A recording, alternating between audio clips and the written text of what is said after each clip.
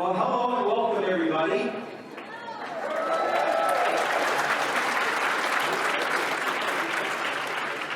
got conservatives in the room?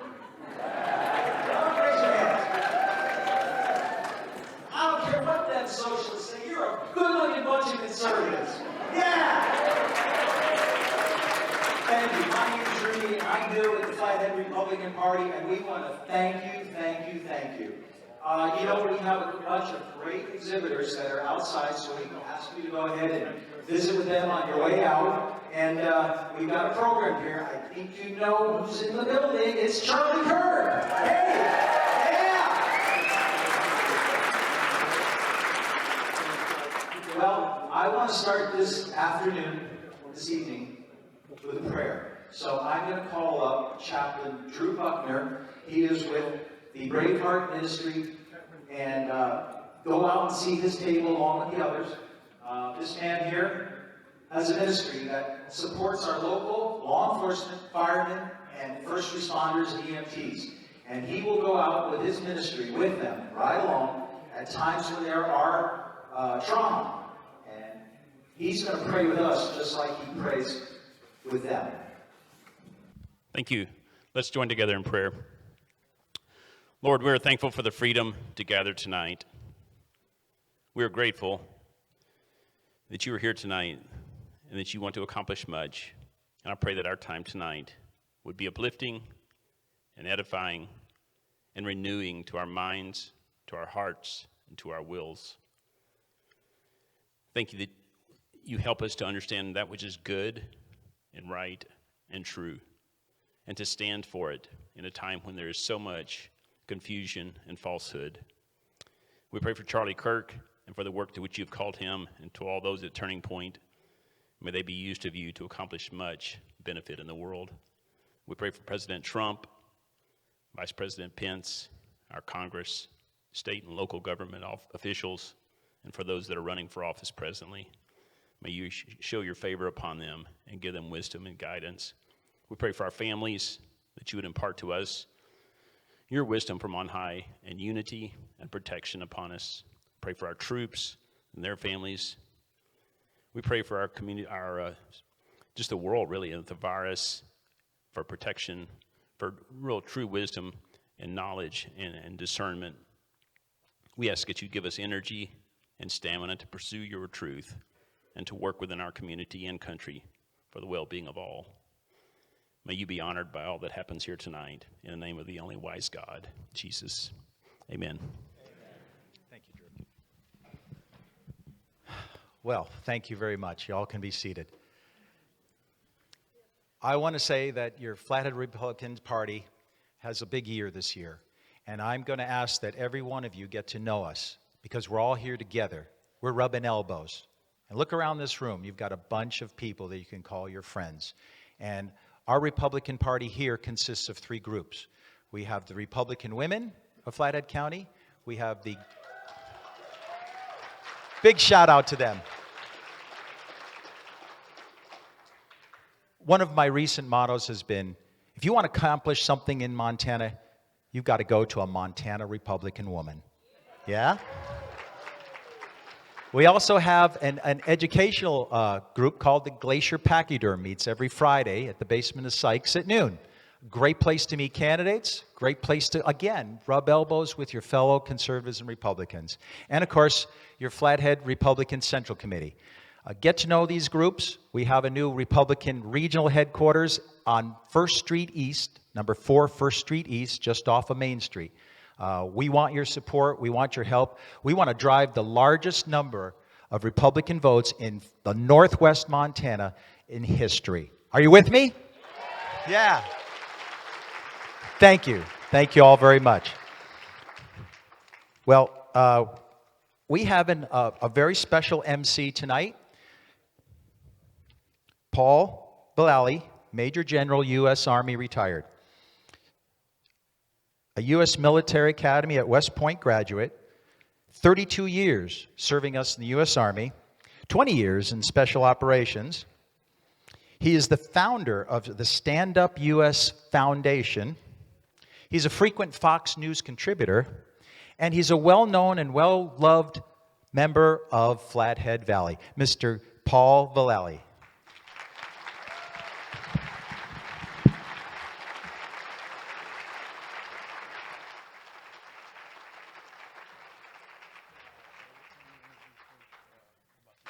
Ladies and gentlemen, let's stand and pledge allegiance to the United States of America.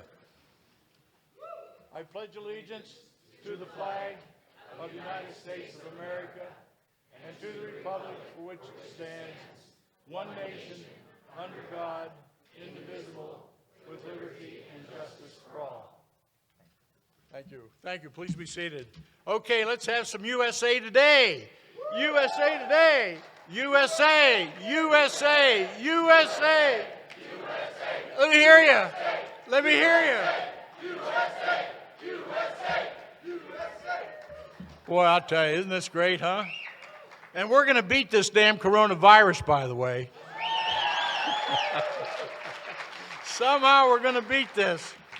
Wow, what a pleasure. Listen, I want to first of all tell you we're dedicating tonight to the youth of America.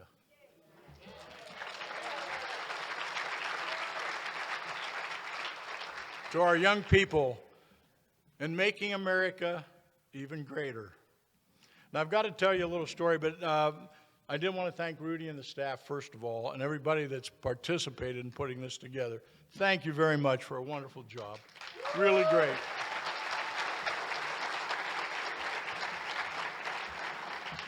I understand the Flathead Valley now accounts for 10% of the electorate population in the state of Montana. All right? Over 100,000 people we have here. And have we hit 1 million people yet in Montana? Have we? Okay, good. So we're right there. We represent a lot what happens.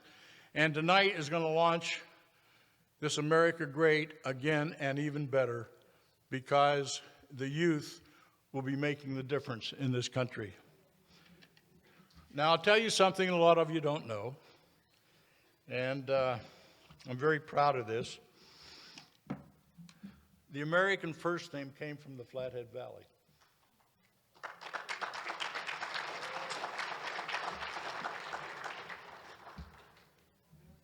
I'm trying to think of the year, but I think it was like 2014. A gentleman, veteran of the United States Air Force, Brigadier General Jones, and Paul Vallely wrote the American First Papers. They were published, and in the campaign in 2016, we sent the candidate, Donald Trump, 2 themes. The first was the path to glory from the Revolutionary War days. And the second was America First. And that emanated from here in this valley. What inspired me and General Jones to do that, I have no idea, but we knew we had to start something to pull this country together and to really stand up for what we are, our Constitution, our history, and so on. Very proud of that. But, you know, what is it all about? The foundation, the goal, the restoration of our Constitution, the preservation of our republic. One of our guiding lights really is always to secure the future of every child in this country. That's what our family's about. That's what our government should be about. And we've got to nurture that. And Charlie Kirk, our guest speaker tonight, is really going to focus on Turning Point and what effect it has had throughout the campuses in America. But we must remember the Constitution of the United States, the Bill of Rights, the Declaration of Independence, the Federalist Papers, the rule of law, and I just wonder how much of that is being taught in our schools today, especially in our universities. The American mindset really is an independent mindset. We were formed because of liberty, the desire to have liberty and freedom.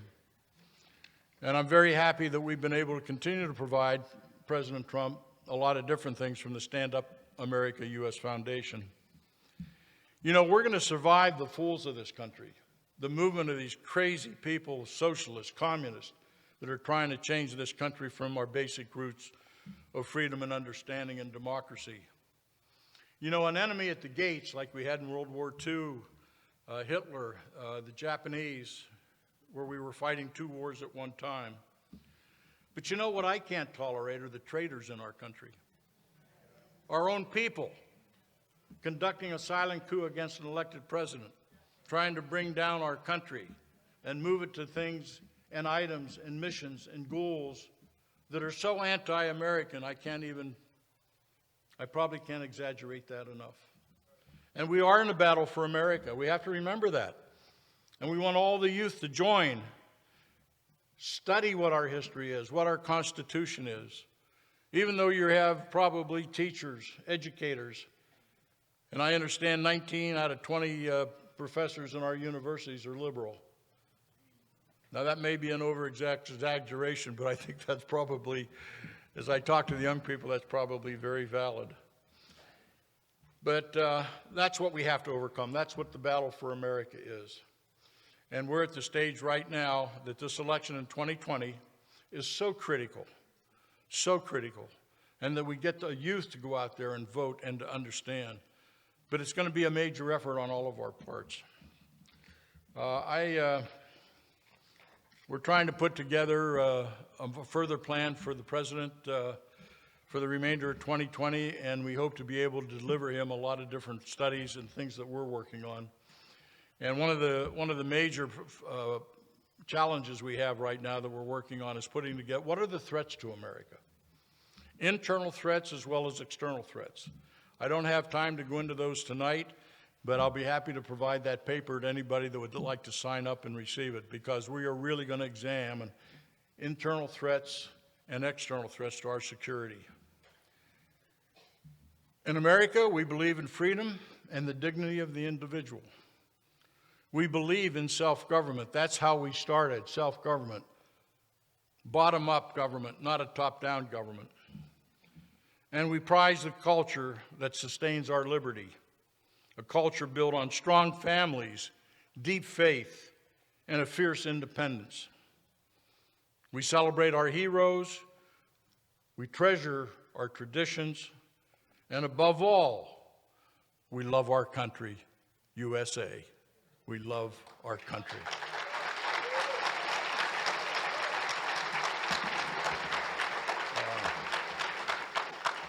I'm just amazed at this attendance tonight. Thank you very much. This is really inspiring.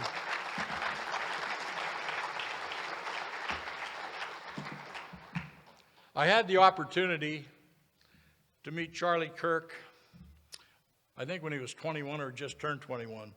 And Ray Thompson and I had him out here. Say again? Was he 19? Excuse me. Well, he's 26 now.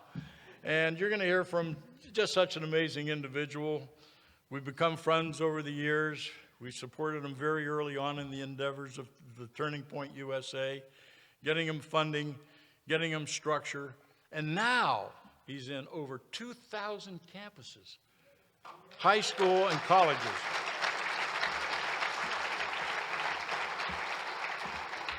Now he's set a goal here for Turning Point USA. I'm just going to read a little bit of it. An American conservative nonprofit organization. Affiliated organization includes Turning Point News, Turning Point Endowment, Turning Point Action, and Students for Trump.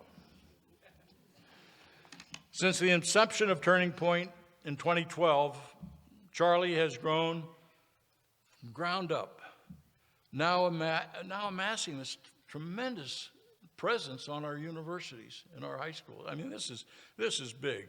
And these people have to fight all the time. We have Antifa attacking them. If you're not familiar with that, you need to run up on it. That's one of the internal threats to the country, by the way. But you see Charlie on Fox and other networks almost every day, Charlie. We're watching you from Montana. So he's got a great book out, by the way. He's going to have a book signing afterwards. And I would ask all of you, help Charlie and buy a copy of his book. But it is, and I haven't read it yet, but I'm going to. I've got it on number 1 on my list. So with great pleasure and distinction of having a young man in this country, 26 years old, doing what he's doing, We love you, Charlie. Come on up and tell us what you're doing now and how you're going to help our president. USA, USA, USA, USA.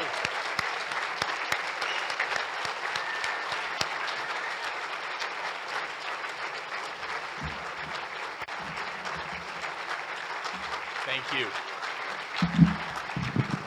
Thank you. Thank you, Paul. You're a dear friend. It's great to be back in Montana. What a great showing this is. Wow, it's terrific. Thank you, guys. It's awesome to be back, and so many amazing friends here. I first want to thank the Thompson family. They're out there somewhere. Let me see. They've been supporting Turning Point USA since the very beginning. I have to say, Kalispell and the Flathead here is one of my favorite places in the entire country. It really is. You guys really get it up here. So it's a slow news week, as you could probably tell, but I was hoping, I was like, please don't cancel the event in Kalispell, please. And you guys are pretty tough up here, so I think you're going to be just fine. So you're not going to let some Chinese virus cancel a Republican gathering on a Saturday night. So you guys deserve to be commended for that.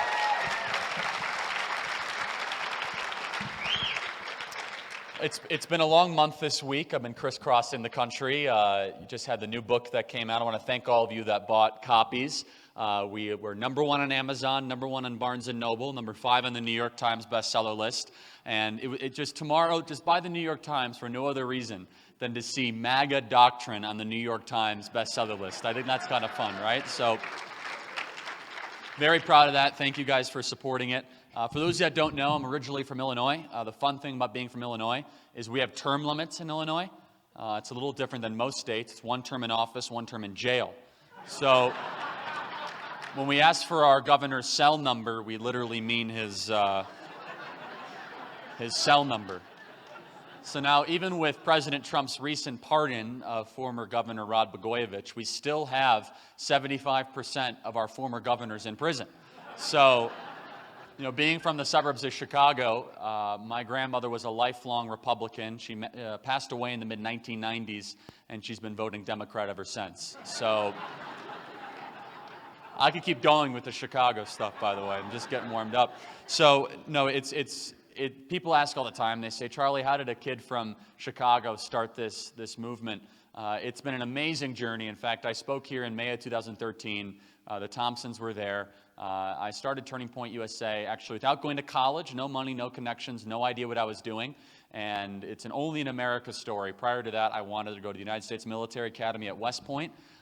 Didn't get in, ended up being the best thing that never happened to me. And then just lo and behold, I persuaded my parents to allow me to take a gap year before entering college. The gap year has now turned into 8 gap years. And it's been this amazing journey. And the Thompsons believed in me very early. And so many other people were at that pachyderm meeting in May of 2013 that are still in this room here today. And I remember pitching, hey, we can win back the students of America. We can win them around conservative ideas. We have to organize. And what's happened is absolutely incredible. I mean, Turning Point USA, we're now on 2,000 high school and college campuses across the country. Well over 250,000 students active.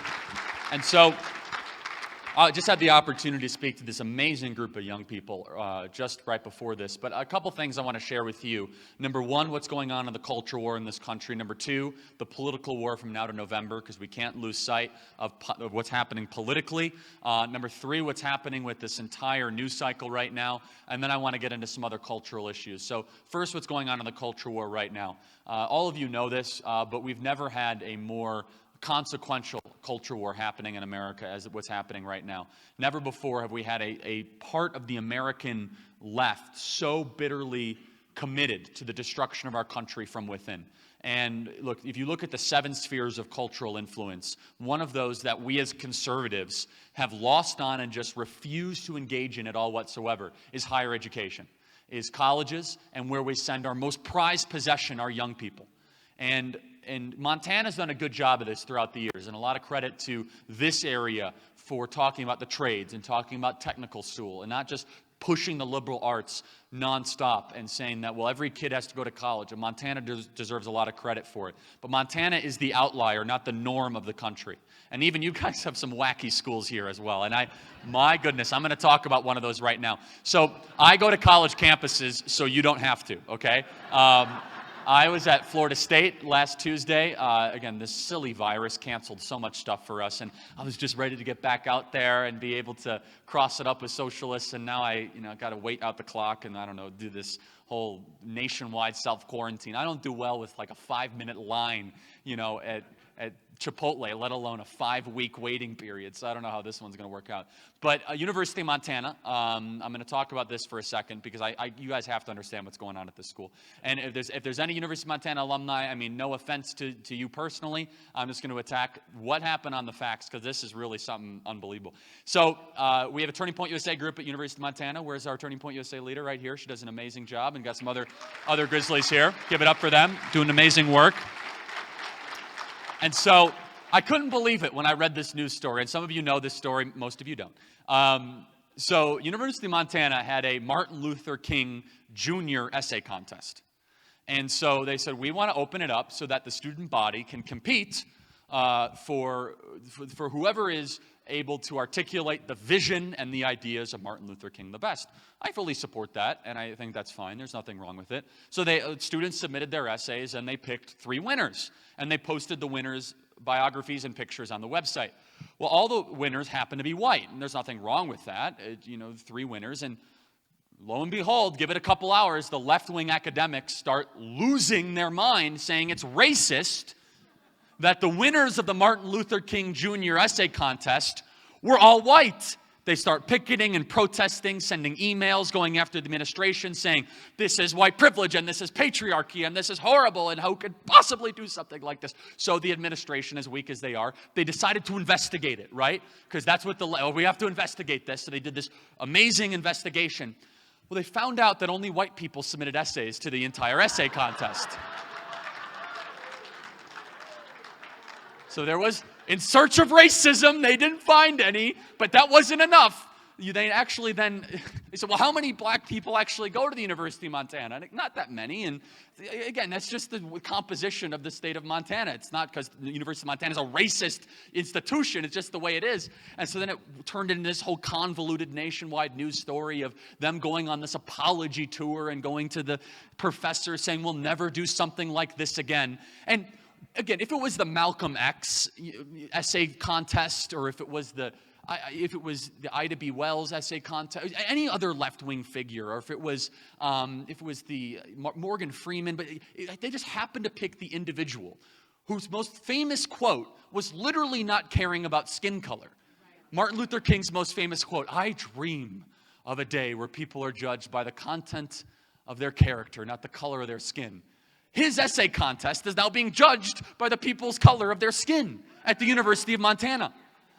This is what I have to deal with every single day when I go to a college. And I say this, some of this stuff is so out of the ordinary, it takes a master's degree to believe it. I mean, you can't logically come to some of these conclusions. And so, again, they ended up apologizing, taking out the essay. They'll never do that again. That will never happen again. Because you actually read the essays of the winners. They're actually really good essays. You read the essays saying Martin Luther King had a vision of a colorless society. Well, the University of Montana doesn't have a vision of a colorless society. And this goes to one of the main focuses of the American left. They are obsessed with race. You actually look, they want to divide us at every single turn. Rich versus poor, men versus women, black versus white. When you have chaos, the left is able to control people. See, it's the old divide and conquer saying, and it goes even deeper. They're trying to manufacture it where it doesn't exist. Famously, the left ignores racism within their own ranks, manufacture it where it doesn't exist, and accuse us of having it where it doesn't exist at all. And yet they ignore it within their own ranks. And so it's very fascinating when you start to see that as a microcosm, an example. So I visit campus after campus. I visited Brown University in mid-December. If any of you really want your kid to hate America, send them to Brown University. They specialize in it. And I was actually very instructive. I'll talk about my visit to Brown University because I go to the most quote-unquote elite schools in the country, and I talk about very fundamental things. I don't consider these to be controversial issues. I don't consider them to be right-wing issues or conservative. I just consider them to be just common sense and just straight down the thoroughfare. For example, I'll say such as, our rights come from God, not from government. I say that the Constitution is the greatest political document ever written in the history of the world. I say that free enterprise capitalism is the most moral, proven, and effective economic system ever discovered. I say that the Judeo-Christian construct and the value system has done more for the moral goodness of a society than any other moral system in the history of the world. Very basic things. I say that the Bible should be taught in every single school across the country, and if not, federal funding should be withheld from those schools.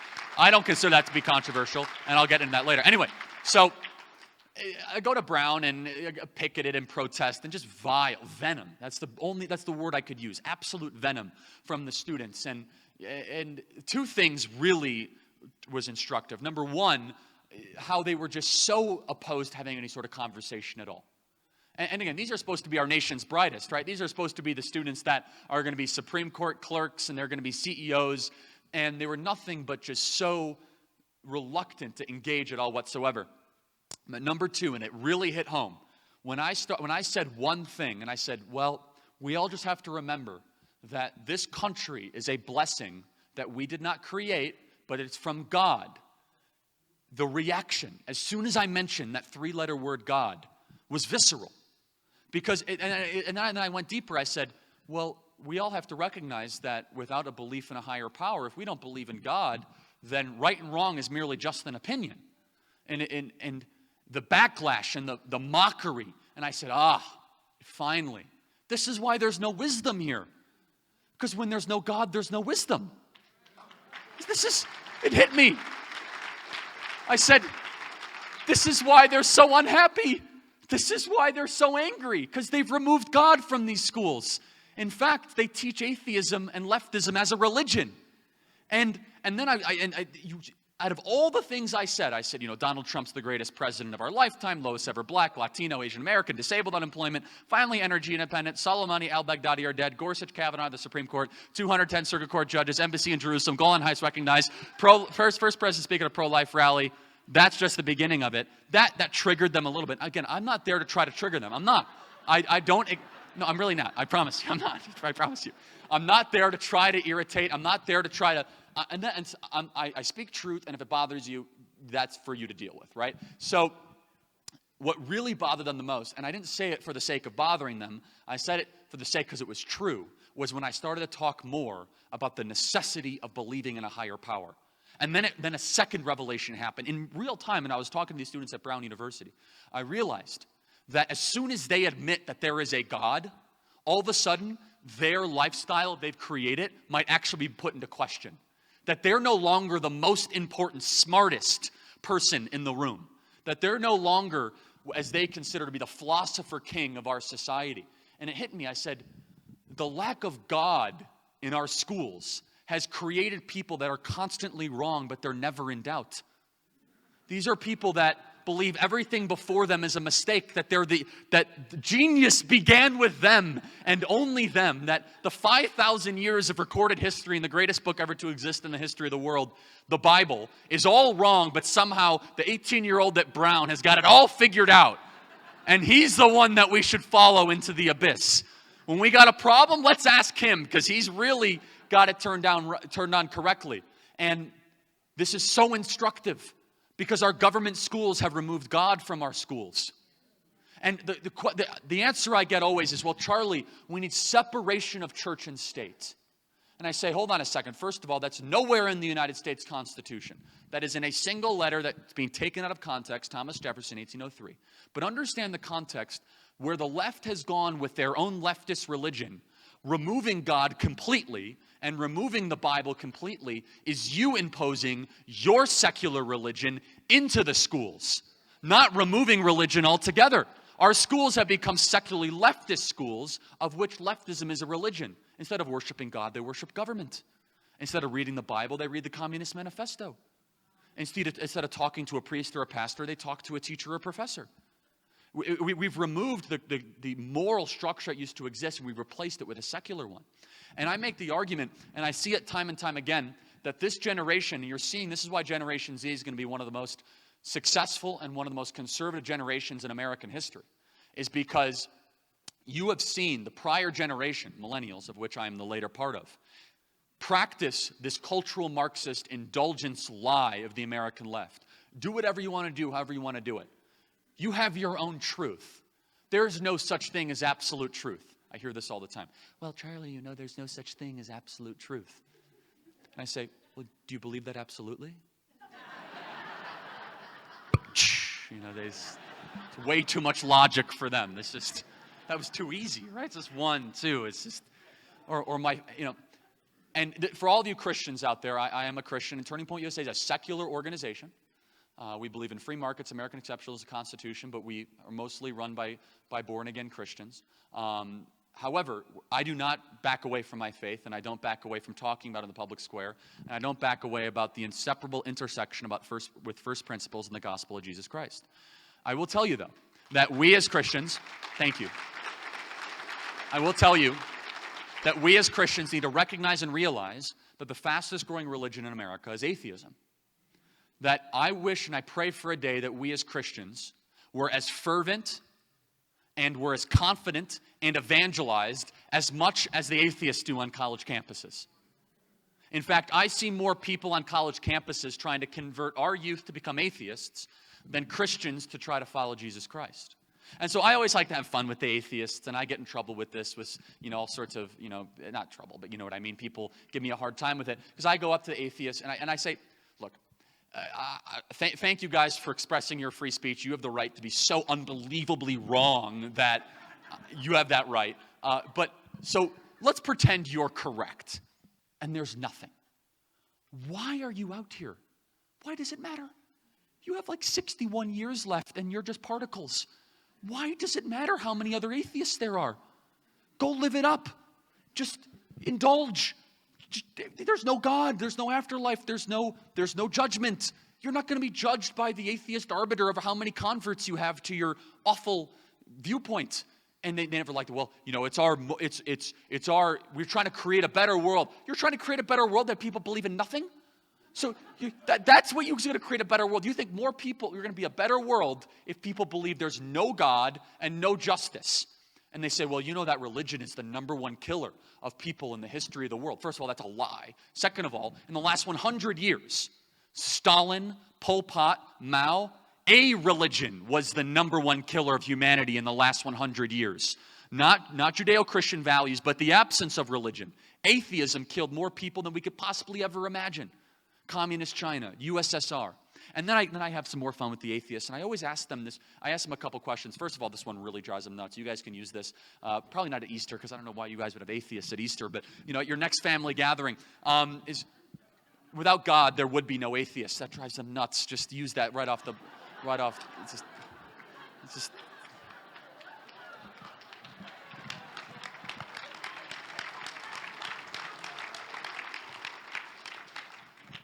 And so then I say, I don't have enough faith to be an atheist. I really don't. I don't have enough faith to believe in this, because it takes a lot more faith to believe that all this is an act of randomness and nothingness than to believe that there was an omniscient. And I get people that might be searching, but that might essentially be agnostic. I totally have sympathy for that. But an atheist is not an agnostic. An atheist is someone that says, my identity of my spiritual belief is nothingness. So basically, it's so bizarre to me. I don't go around saying I'm a Santa Clausian. Like, we don't go around identifying what we aren't. It's just really perplexing how anyway. So the most important question, though, that I ask, and there's plenty of footage out there, and you guys can see me crossing it up, is the question is, do you hope you're wrong? It's a very important question to ask an atheist, is do you hope you're wrong? Because if they hope they're correct, they actually want to be right more than what is good. That they want to be correct more than what actually might be good for humanity. They say, well, no, I hope I'm right. So you hope there is no afterlife? You never want to see your loved ones after you die? You hope that God didn't give us some sort of gift to be able to connect with him as a form of his son in Jesus Christ? You hope that there's no moral order given from above? And with the answer correct, It's like, you believe in something that's so unbelievably dark. Like, and the ones that actually say, no, I hope I'm wrong, well, then that's a starting point. At least that's some way to begin to start the conversation. And so I do believe that the more that we have seen a rise of atheism in our country, we've seen a rise of leftism. They are tied together. As we have allowed our young people to walk away from God and walk away from the Bible and walk away from Judeo-Christian principles, all of a sudden leftism becomes far more attractive to them. All of a sudden, it becomes a lot easier because something has to replace their need for a higher power. Something has to replace it. And that something becomes government. That something becomes the state. And that something becomes, well, you could take somebody else's stuff, or you could take well, all of a sudden they believe that the state should replace what the church or what the Christian individually should do. And this is a very important point, because if we don't fight on the fundamental truths early, then all of a sudden we're going to lose the ultimate questions later on. And so that's part of the culture war that we're experiencing right now. And so as I visit these campuses, I could tell you that there's some really, really good trends and some really, really troubling trends. Number one, be very careful sending your kids to college. Seriously. I'm telling you right now, they're our nation's most prized possession. Unless you are so confident in your grandchild or your kid's beliefs that they will hold on to constitutional Christian conservative values, be very, very careful before you send them to college. Now, there's great colleges out there. I have a project at Liberty University that I'm doing that's terrific. I know Hillsdale has a table out there. They're the outlier. They're not the norm. A majority of the colleges will play Russian roulette with your kids' values. We should ask our kids, hey, why are you going to college? Not where are you going to college? In fact, I think we need more plumbers, electricians, HVAC, entrepreneurs, police officers, firefighters, and entrepreneurs, and less people that go to these hyper-educated elite institutions that are being taught to hate our country. Now, the media plays into this. The media and public approval polling of the presidency, you'll see they'll break it into two categories. They'll say presidential approval of people that are college educated and non-college educated. You ever see these polling before? You know what they're really saying? Here's what the smart people think, and here's what the dumb people think. And I push back against these media networks, and I'll say, there is more wisdom in the people that never went to college than in the halls of Harvard. There is more wisdom in the average carpenter, plumber, HVAC worker, someone that is an entrepreneur, than in the halls of Yale or Stanford. Because, first and foremost, they didn't go through this lush environment of learning how horrible of a country we are.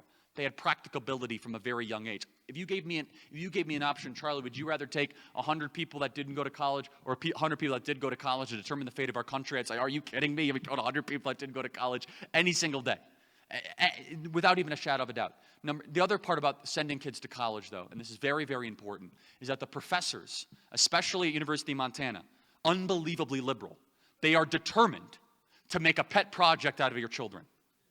They almost look at it as some sort of Machiavellian exercise in trying to create anti-American activists. These campuses are islands of totalitarianism. They are anti-American education camps. And you say, Charlie, that's too extreme. How on earth else would Bernie Sanders be succeeding at all in our country if it wasn't for education system? Now, I'll get to Bernie in a moment, but the fact that Bernie Sanders has any followers at all, someone who honeymooned in the Soviet Union, who does that, by the way? I mean, you get married, you're happy about it. Where do you want to go? Oh, I hear Stalingrad is nice this time of year. Why the Iron Curtain is still up? Who does that? He's a Bolshevik breadline advocate, Castro sympathist, Marxist, who actually for the first time in a long time says nice things about the dictators that we've always known the left has loved. He's praising Castro's literacy rates. Oh, so they could read their tombstone before they get shot in the head by the death squads of the Cuban comunistas. This is even a conversation that we're having in our country. How is it that it has resonance? And I'll tell you how. When I go to a college campus, I hear nothing but good things about Cuba. That's why. When I go to a college campus, I hear nothing. I heard about the Green New Deal 6 years ago. This was floated and incubated where you send your kids, where you send your most prized possession. Now, I'm not anti-college if your kid wants to become a lawyer or a doctor or an engineer or an architect or something very specific. But guess what? That's a vast minority of the people going to college. That's 10 to 15%. A majority of the people going to college are people that are going through ideological exploration, not career preparation. And if you're trying to find your values in college, you'll lose your values in college. And here's a secondary thing. When I visit at Stanford, when I visit UCLA, University of Texas, Austin, there's very few schools I have not spoke at that are major institutions. And I travel 340 days a year. I give over 310 speeches a year. I visit more campuses than anyone else in the country, and I can tell you exactly what's happening and the heartbeat that's happening there. The most frustrating thing that I have to deal with is when I have to walk into an auditorium, when I have to walk into a lecture hall, and the big name on the auditorium, while it's being picketed and protested, the administration doesn't want me there, is a conservative. We as conservatives have voluntarily funded this. You realize that, right? That we've wrote the big checks to higher education to allow them to teach our kids to hate America. If you actually look at the biggest donors to higher education, the $200 million, the $300 million, the $400 million gifts, there are people. It's not the left-wingers that are writing those checks. They're the business people that we consider to be like-minded. So to put it simply, you have an industrial class of conservatives that have made money in a market economy, that are voluntarily contributing the money they made in a market economy to teach kids that the market economy is evil and the country they succeeded in is evil, to train the next generation to hate the country that they were able to succeed in. When historians write this 100 years from now, they will be perplexed and puzzled how an industrial business class voluntarily contributed hundreds of billions of dollars to indoctrination factories to train kids to hate our country. And we're finally seeing this play out, because you've probably heard warnings about this for the last 10 or 20 years. It's right now. 5 years ago, I gave a speech here in the Flathead, and I warned that soon that there will be a socialist going to Congress that will be clueless, that will probably be an ethnic minority, be a young woman from a hyper-liberal district, and who will be someone constantly wrong but never in doubt. We've seen that now, and there's 4 of them. Now, I'm not clairvoyant. I don't have a crystal ball. You know what I do, though?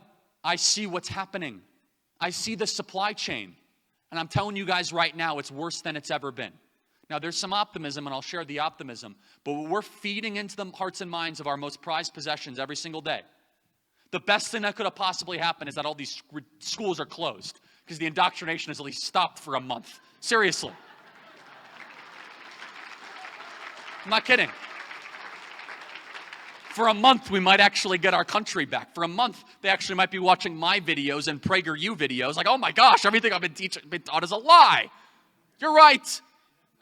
They're being taught America's a racist, bigoted, homophobic country. They're being taught that our history is nothing but to be ashamed of. They're being taught that the founding of our country is in 1619. They're being taught that we're the most racist, the most patriarchal, the most unequal, the most unjust country ever to exist. Every single one of those things are so unbelievably dishonest that in order to teach them, you must have an agenda, which they do, by the way.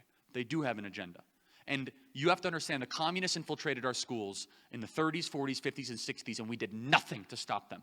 In fact, we did even worse. We gave them our money and we gave them our kids, and we did it generation after generation after generation. And now we're seeing the reckoning. We're seeing a reckoning where all of a sudden we see these people in Congress, where how many people in this room see Ilhan Omar and you see AOC and you say, that's not right. We've seen a lot of things in our country, but we've never seen that. You know why? It's because we've lost the educational system. So what I try to do every single day at Turning Point USA is we're trying to take terrain back from the left, and we are. Where we try to actually take ground that conservatives have never competed on before. Where we do something that is unknown to conservatives. We play offense. Where we're not just going to try to manage ceded territory. Where we're not just going to try to create some sort of community in the hills, and be correct in our decreasing numbers. Like, no, this is our terrain. This is our country. You're not going to be able to teach our 23 million college kids without us trying to fight for them every single day. And every single person out there, thank you, by the way. And look, of course it's not easy.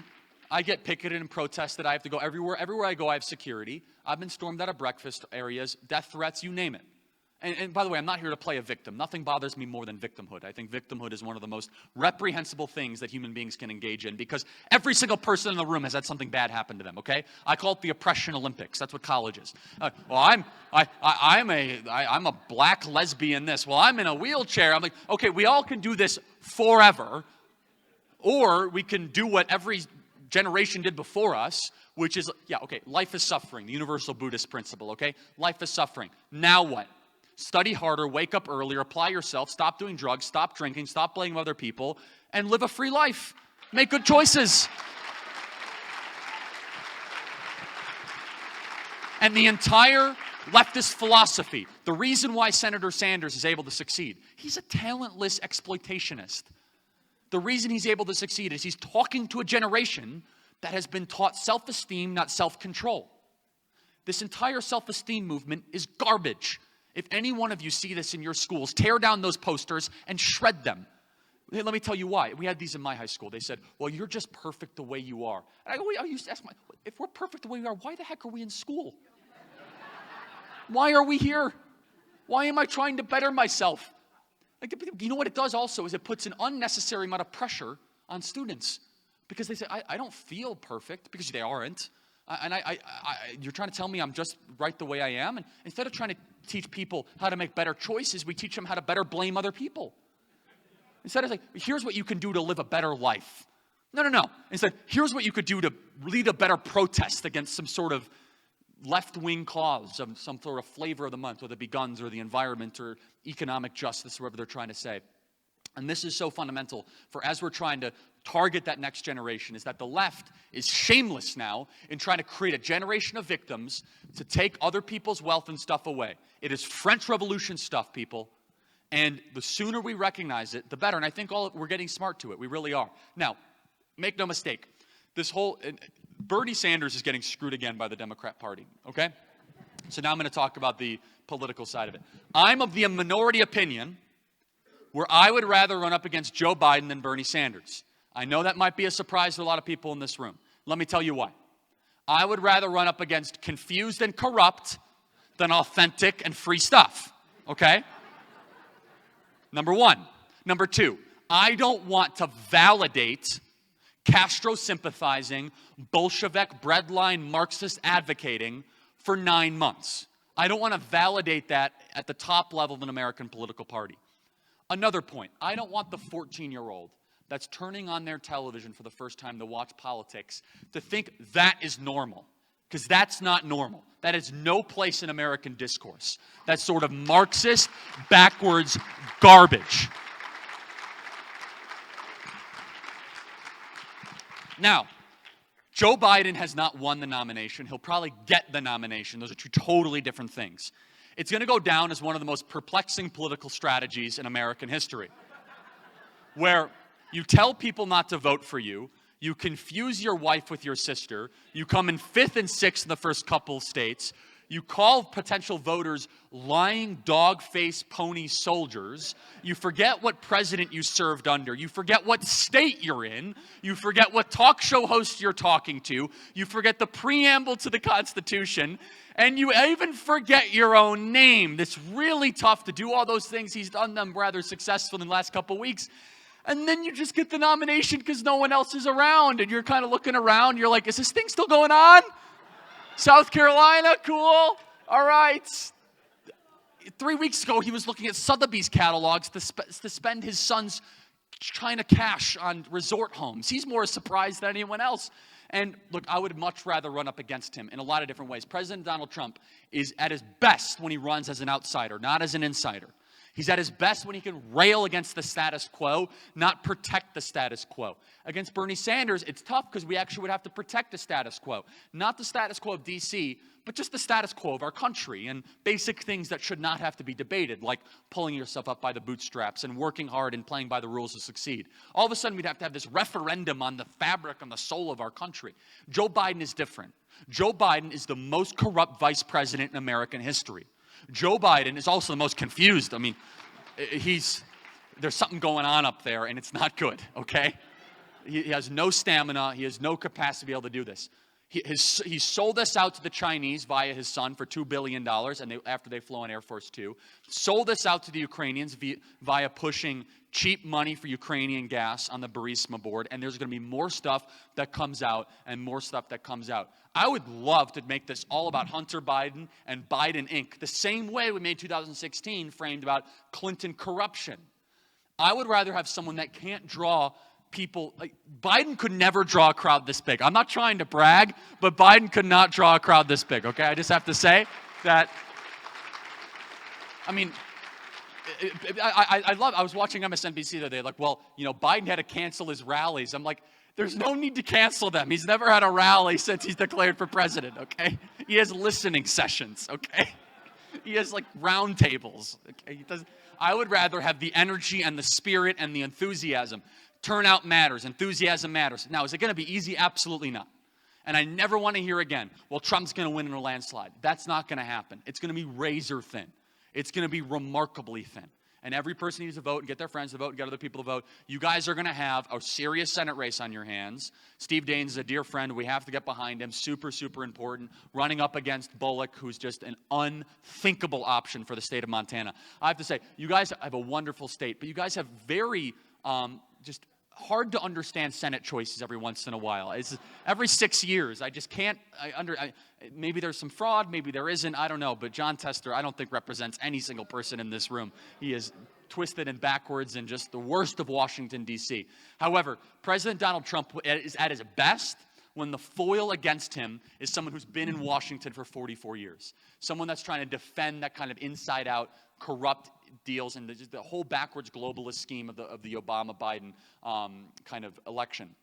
So it's a great matchup. It looks like Biden's going to receive the nomination, not win the nomination. He is as confused as anyone. If you're trying to tell me that Robert Francis O'Rourke, the fake Irishman from El Paso, the fake Hispanic Irishman from El Paso that calls himself Beto, Pete Buttigieg, Amy Klobuchar, all of a sudden came to their revelation like, oh, Biden's the guy, without someone actually making calls and saying, this is what you're going to do and this is what we're going to do now. Coming from Chicago, I can tell you that's exactly how the Chicago mob operates, okay? The Chicago mob says, here's what you're going to do, you're going to like it, and thanks so much for coming, and maybe you'll get some sort of appointment here and there. And so but the left is not energized around Biden. The left is not inspired around Biden. All of us should embrace that kind of fight. But it's going to be tight. And so kind of go to current events right now. A lot of people have been around a lot longer than I have. I'm very confused with what's happening in real time in the news. I don't want to say it's an overreaction, but it just seems this is not normal, the kind of shutting down, the kind of, I'm a huge college basketball fan. I think canceling March Madness is just it's just unnecessary to me. It doesn't make any sense. And people say, well, what about you have to stop virus spread? I was just in the Denver airport, okay? And I'm telling you, they have the worst airport by far, okay? I'm sure all of you have been through there many times connecting to get up here. And they have the trains, right, that come every couple minutes. And they have people up to each other like this, trying to connect the flights. So I'm saying, okay, you're canceling March Madness, where you have maybe 20 players at one, 10 on a court, but you're not going to I mean, that's where they're going to end up going, though. They're going to end up canceling, domestic flights and all that. It's very scary. Make no mistake, this is 100% on China. This is on the Chinese, and it's on people in our country that have allowed the Chinese to get away with far too much for far too long. And it's been both political parties, by the way. They have, China is our greatest enemy. They deindustrialized our economy. They destroyed our American middle class. They lie and they lie and they lie. It is a feature of the Chinese Communist Party. Not the Chinese people, there's a difference. But the tyrants that are running that country, they are deceivers. And they deceive the entire world about the severity and the biology around this virus. And now it's taking the entire world economy. France, Spain, Italy, and Israel are on total lockdown completely. I hope it doesn't get to that point here. I hope not. But I'll tell you, President Trump's doing a phenomenal job addressing it. We forget that President Barack Obama had swine flu, and 1,000 people died and 20,000 people were hospitalized before anyone even dared mention it, or he declared a national emergency. So I really do believe in that Exodus passage, this too shall pass. But in some ways, it's going to be one of the hardest tests on his presidency. It really is. Because the panic that is already built in, I confidently believe that the American left has just been waiting for it. They found the crisis they've been trying to create the last couple of years, okay?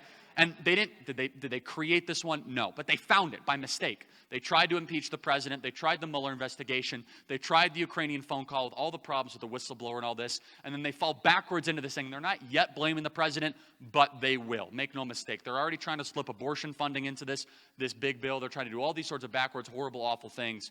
And so it's going to get worse before it gets better in a lot of different ways, but I think the panic is overestimated, and I think the president's doing a phenomenal job with it. And look, make no mistake, they're going to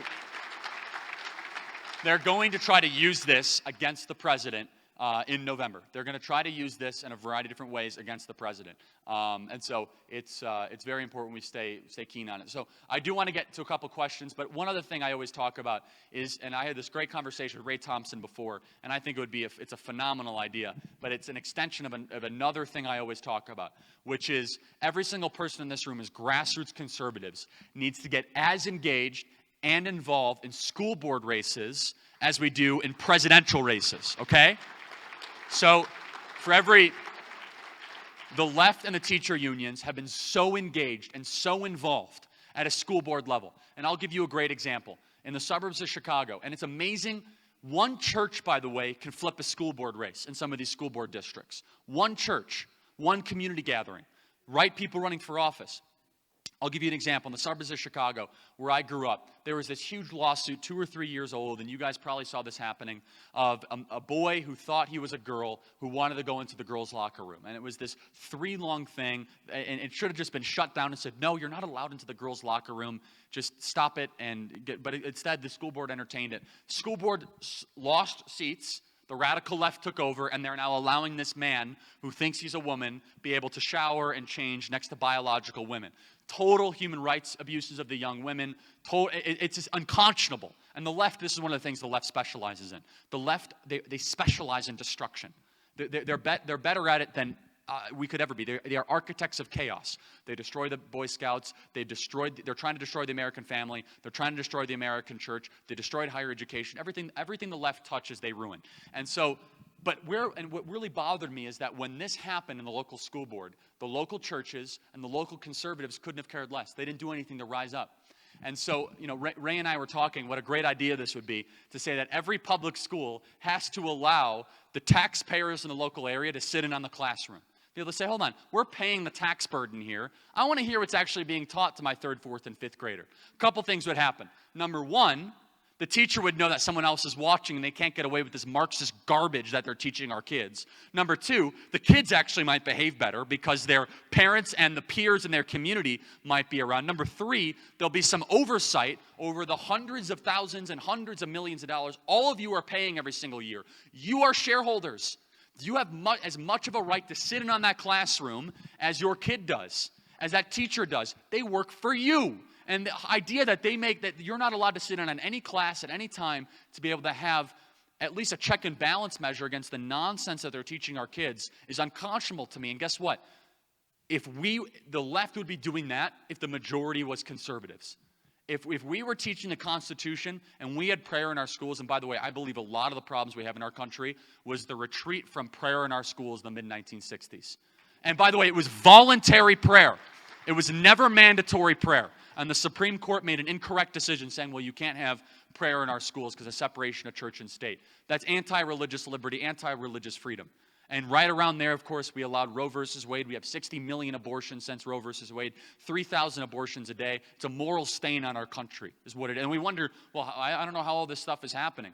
Well, when you take prayer out of our schools, you take the greatest book ever to exist in the history of the world, the Bible, out of our schools, you allow Roe versus Wade to happen, 3,000 abortions a day. It should be a mystery that all of a sudden some of these things start to happen the way they do. But I do see a response happen to this. I see it, and this is the positive, the optimism. Despite the nonsense, despite the hundreds of billions of dollars being pumped into higher education, when I go to college campus, we have more people not being able to get into rooms like this in the overflow rooms than we're able to actually facilitate in the room. There's a curiosity. There's an appetite for the other side. Instead of combativeness, when I go to college campus, I'm not met with kids that say, oh, I screw you, I don't want to hear this. I get a little bit of that. But guess what? They're shrinking in number, increasing in volume. But you know what's increasing in number?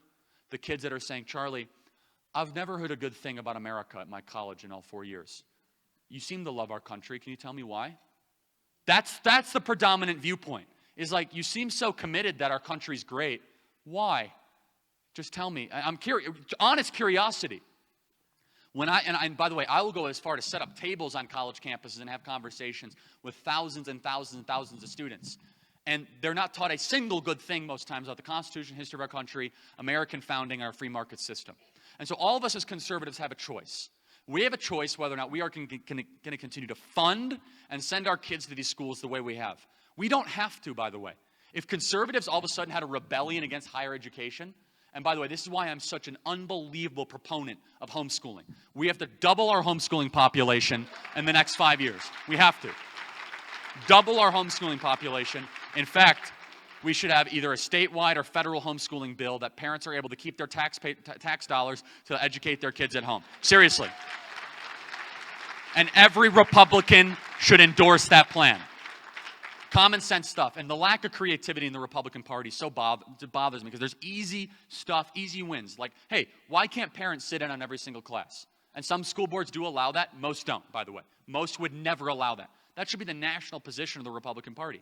Another position that is so easy to understand, which is we as a Republican Party should not continue to, as taxpayers, subsidize schools that do not respect free speech rights, don't teach the Constitution, and have a track record of teaching anti-American thought. Our taxpayer dollars should not go to those schools, and that includes the University of Montana and Montana State University. So, look, in closing, we as conservatives we still have an opportunity in this culture war. I'm fighting the hard fight. I get the bullets shot at me. I get the things thrown at me. Metaphorical bullets, no real bullets, praise God, right? But I get the tough stuff thrown at me. I'm fine with it.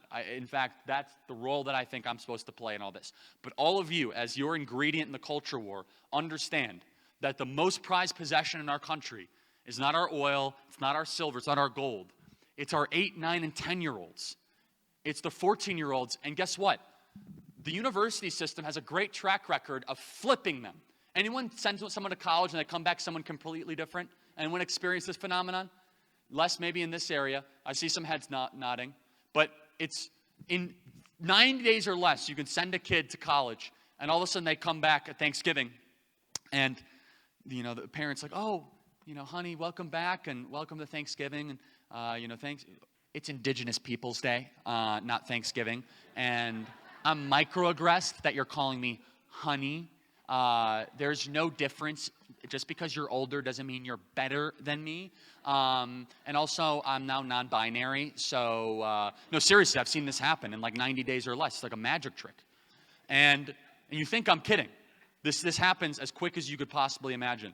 And so all of us can play a role in that, and I think it's very, very important. So I'd love to do some questions. And final closing here. The left is betting on Christians and conservatives not showing up and not fighting. That's why they wrongly intimidate us with the Johnson Amendment. That's why they wrongly intimidate us with these mob-style tactics. If Christians and conservatives stood up and fought for the values that made this the greatest country ever to exist in the history of the world, they know that a unified conservative movement is absolutely unstoppable. So let's get to some questions. So, thank you.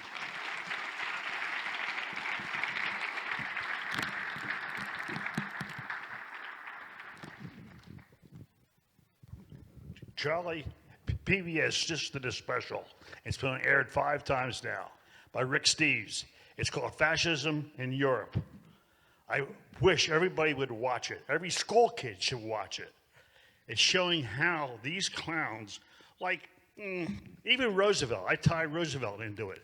Mussolini, Hitler, the guy from Spain. How bad these people were. Yep. They all became gods. They all tried to rebuild their country until they ran out of other people's money. Then they started to kill everybody. Right. And so all the liberals should watch it. All right. So let's keep it to questions, right? So thank you, though. I do agree with that. So any questions? Must have covered the material really well. Paul.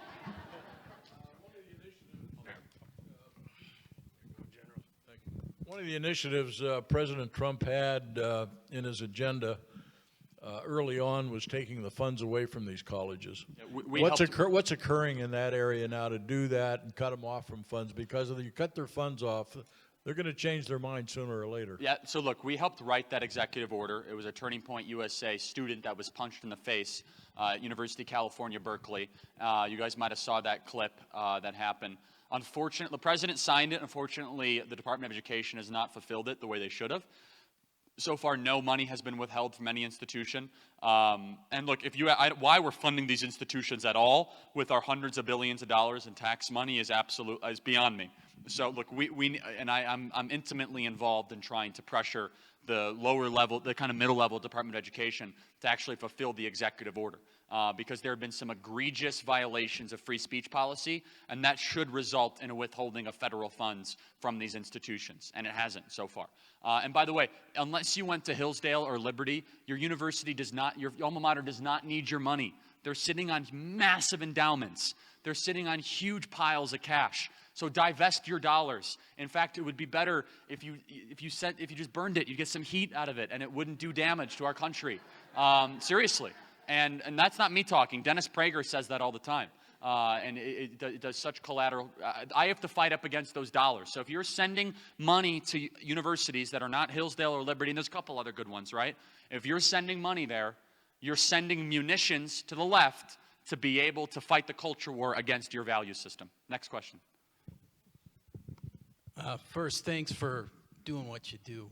I've got a 14-year-old daughter who's in high school, and 2 kids that are younger, and I send my daughter your YouTube videos, and she does not suffer fools well, and you're part of the reason why she's like that. But I guess my question is, and this may be in your book, but what was the trigger for you that decided that you were going to go out and enlighten and get harassed for a living? Yeah, I mean, look, I started this organization when I was 18. As I said, I never went to college. No connections, no money, no idea what I was doing. Rejection was a big part of why I made that decision. I didn't get into my dream school, which was West Point at the time, and that ended up being the best thing that never happened to me. And look, I seriously highly encourage a lot of parents out there to tell your kids to take a gap year. There's nothing wrong with a year before entering college. There's nothing wrong with finding a year to get financial stability. What's happening right now with college is you have kids borrowing money they don't have to study things that don't matter, to find jobs that don't exist. And we're repeating that cycle over and over again, and we're wondering why we have $1.4 trillion in student loan debt. You know what the national graduation rate is? 59%. That means 41% of kids that enter college will not graduate college. And so we keep on sending kids to these colleges, and we say, well, they got to get there to succeed.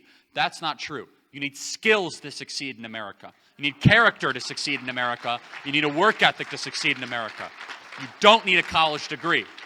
And we have, for far too long, and I am leading the charge on this, we have demonized people that didn't go to college as less than intelligent and as stupid.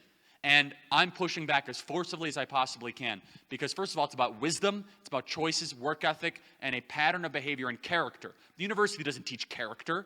The university system is about indulging in the worst impulses an 18-year-old could possibly indulge in. Seriously.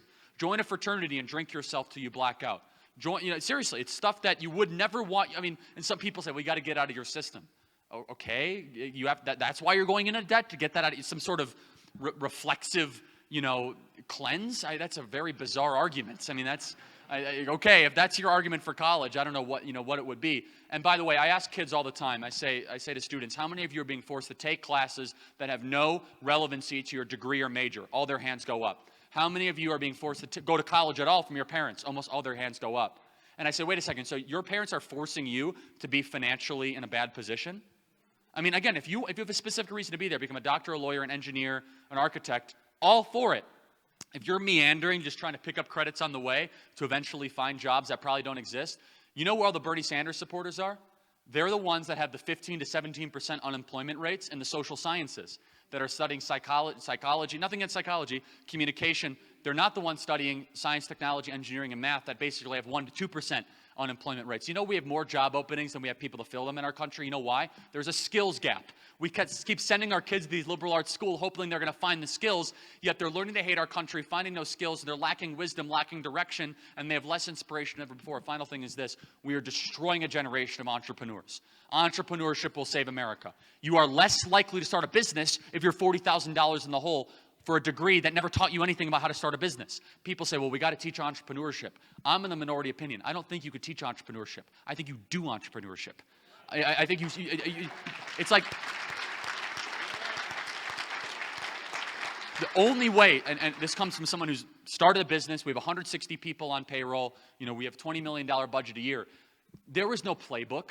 I learned by getting punched in the face and by kicked, kicked in the stomach and like, oh, that's how that works. And, there are mentors and people that help me out like the Thompsons and so many others.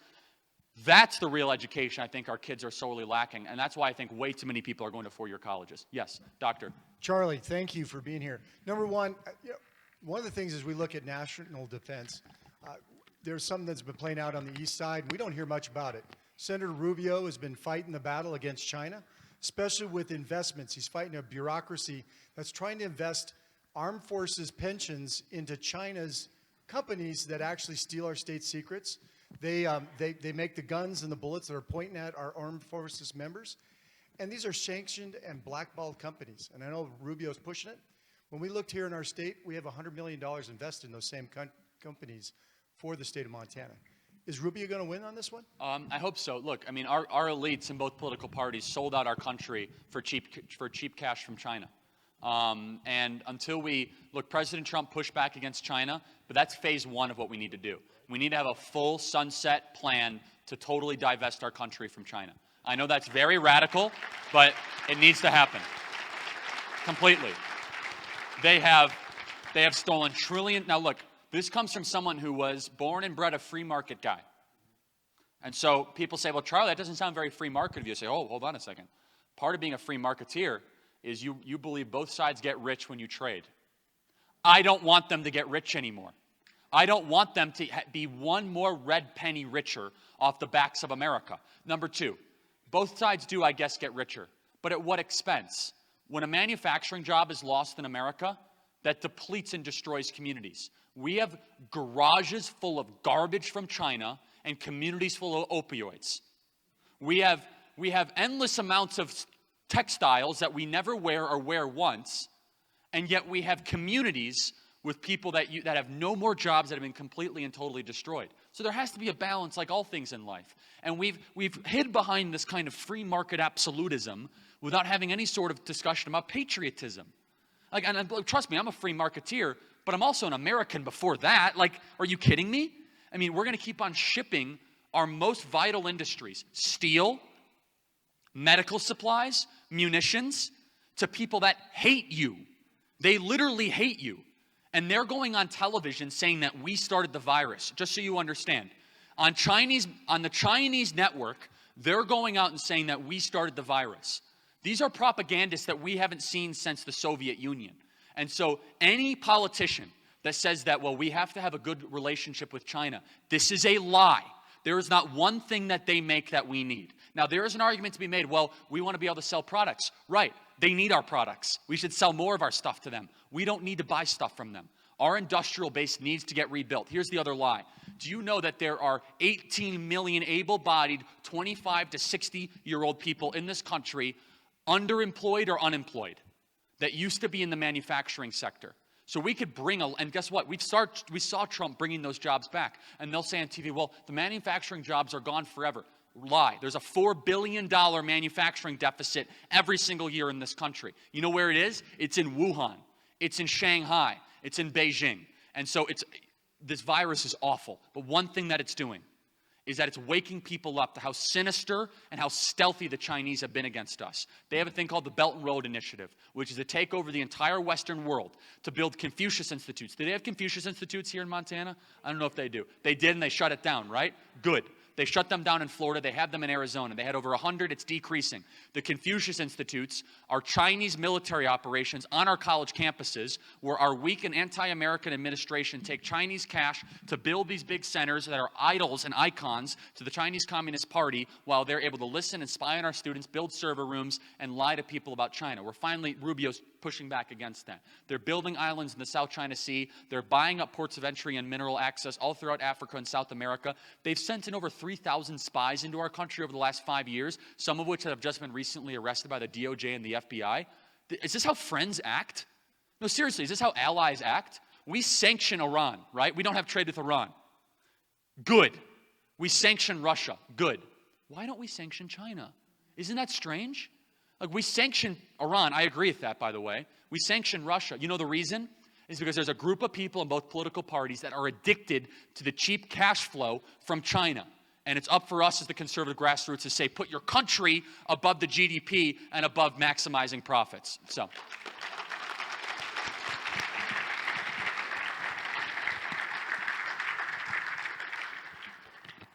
An observation. Charlie slept, and he found that life was joy. He acted, and he found that life was duty. He started Turning Point and found that duty is joy. True Thank you, friend. Ray. Thank you. Thank you. And thank you guys for everything you've done for us. Sorry, next question. I was just wondering if you can give your thoughts on the Convention of States project. Sure. And why it's desperately needed in today's climate. Thank you. So I'm a supporter of Mark Meckler and Convention of States. Those of you that don't know what Convention of States is, there's something in the Constitution called the Liberty Amendments that allows states to effectively form an emergency constitutional convention in times like this to be able to hopefully restore constitutional governance. I will say I don't think it's likely in the coming years, considering some of the flips of the state chambers. Just because something isn't likely doesn't mean it's not necessary. So it needs to be pushed for, it needs to be implemented. I'm a big believer in it. So I'd love to see it passed sometime soon. So thank you. Big supporter of it. Hello. Could you tell me what is motivating our news media to be as deceitful and in the liberal side consistently? And what motivates them, and how can you turn them around? Thank you for the question. It goes to a deeper point that I want everyone to hammer home. How many times have you guys heard, well, we all want the same thing, we just have a different way of getting there? Right? Oh, we want the same thing as the Democrats, we just have a different way of getting there. We all want what's best for our country. They don't. The left does not want what's best for our country. They want the bitter and total destruction of our country from within. So the news media is no different. Look, the left is composed of academia, higher education, the media, the propaganda arm, the Democrat Party as it is, and all the local affiliates, the unions, can't forget the teacher unions, the National Education Association, and the American Federation of Teachers, and a select corporations that are mostly in the tech sector that promulgate and essentially put forth all these left-wing ideas. That's not an exhaustive list, but that's basically what the American left is.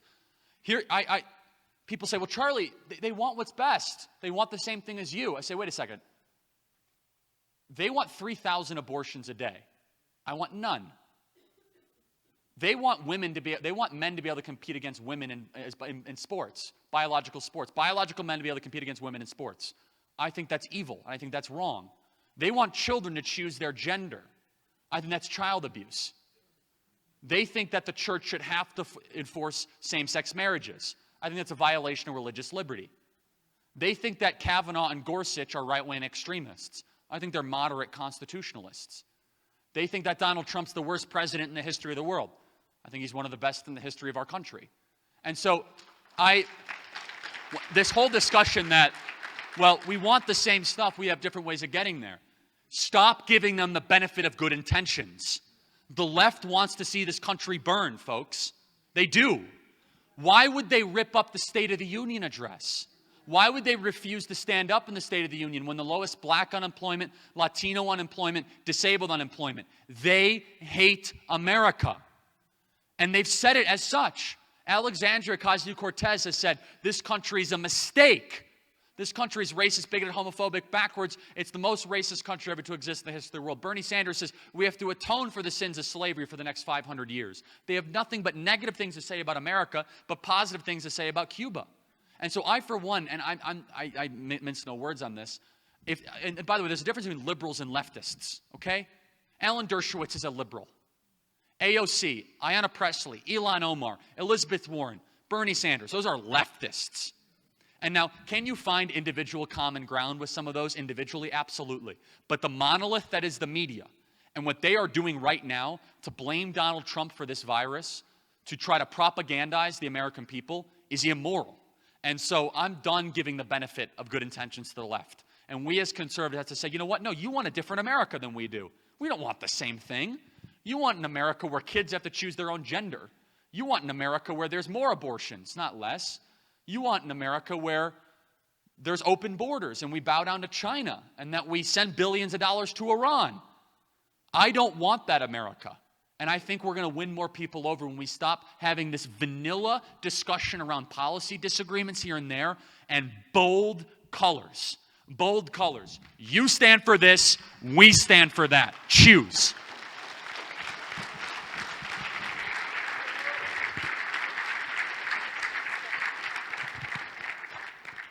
Charlie, thank you for giving us your time this evening. I was a public educator. The last 18 years, I've been a homeschooling parent and educating in the homeschooling community. And my question for you, even though you've talked about the right and the left, and you have quick wit and solid common sense, and thank you for all of that, how do you verbally challenge apathy? Because it's something even homeschooling teachers face family to family. How do you get them on fire, involved? It's so hard. Thank you for the question. And look, we have a crisis of apathy more than anything else in our country. And I try to, and in some ways, I know this sounds kind of, I would much rather come to a campus and be met with 400 socialists with the opportunity to be able to turn them than to just a bunch of 400 kids that just don't care at all and just are totally dismissive. I know that sounds weird, but at least with the socialists, I know I can have some sort of discourse and all this. It's hard to get people to care about something that they were never taught to care about from the beginning. It starts at 18 months of age. It starts at 3 years. It starts at 5 years, that window. And my parents were never outwardly political, but there was one thing they never tolerated, harshly never tolerated. Never a bad word about America in the house. That was it. So anytime I came in, my teacher said this, they said, you are blessed to live in this country. You are the luckiest people ever to live. You're going to go back to that teacher and say, we're the most benevolent, respectful, generous, productive country ever to exist in the history of the world. Go. I said, okay. Patriotism has to be taught. It's not in the bloodstream. And so if you have apathetic kids, it's not that you're to blame. But you got to do more to shake them up. And eventually, I will tell you, I've seen kids that are 18 and 19 that don't care, and all of a sudden something can change when they're 21, and it's an aha moment. Every person is different. Some people need to be lifted up. Some people need to be broken down. Some people need to be put out into the world, and all of a sudden they're going to come back. Some people need to be nurtured through the process. And that's why parenting is so important. That's why the state needs a de-emphasized role and the nuclear family needs to be rebuilt. Because parents know that. Parents know their kids better than anyone else. Parents want what's best for their kids. Now the state, the left wants, well, the state's going to take care of it. And so I will say this about apathy. It's a crisis. Because if you really are indifferent, that's when real chaos starts to happen. When you're indifferent to suffering, that's very scary. If you're indifferent to the 3,000 abortions happening in our country every single day, whatever. It's like cosmetic surgery, right? Whatever. We don't need to talk about that. Whoa. You're indifferent to one of the greatest institutional sins of our country that's happening daily, like a drumbeat, 3,000 abortions every day. That's and I know it bothers everyone in this room, right? But apathy breeds authoritarianism from the left. An apathetic public will allow an autocrat to come into office very, very quickly. I don't have a magic trick to break them out of it. I wish I don't. The only way I've seen apathy be broken is time with a mentor. Time with a mentor. People spending time with that person, nurturing them, pouring into them, challenging them, and holding them accountable. That's the only thing I've ever seen actually work. So, thank you.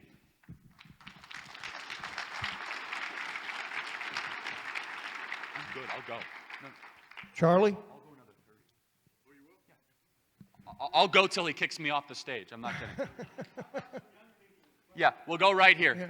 No, but I'll ask questions indefinitely. So, yeah. Charlie, there's only one thing that I've disagreed with you on tonight. Sure. Okay? And that's the idea, it's a lie, that there's such a thing as common sense. Okay. Now, I want you to take this back to your friends back in Washington, especially to Greg, because I want him to ban this word. Okay? The reason being is there is no such thing as common sense. There's such thing as good sense, poor sense, and no sense at all. Okay. Now, which one of those three is most common? Probably no sense at all. Amen, brother. That's where it all began. All right. Thank you. Let's get a question. Thank you.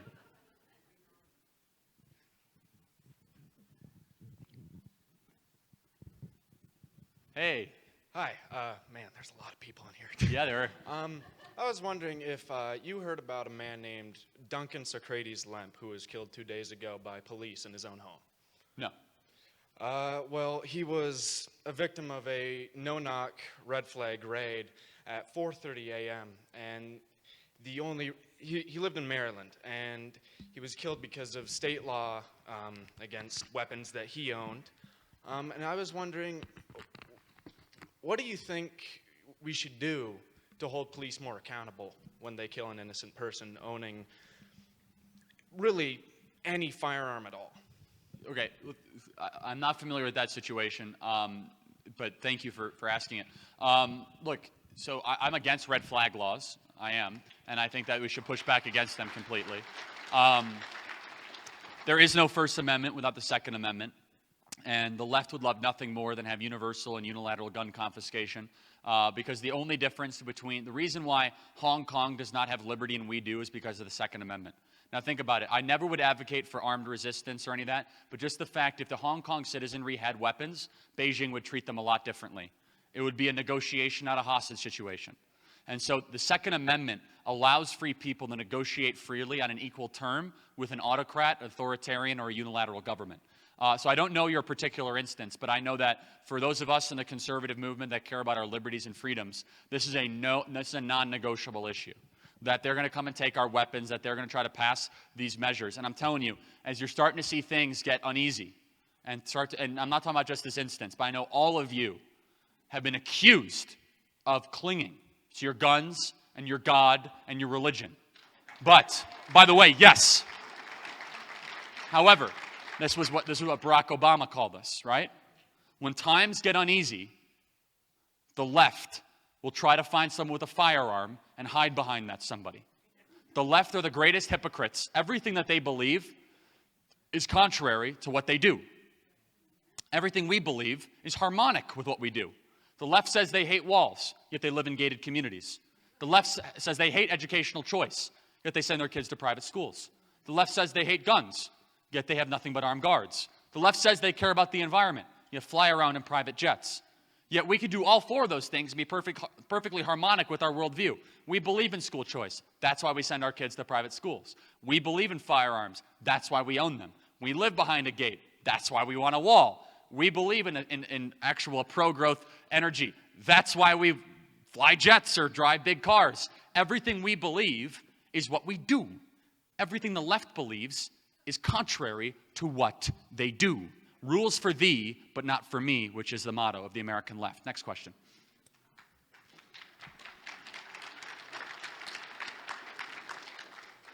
Hi, I'm about to graduate high school. I'm an outspoken conservative Awesome. in my school. Give it up.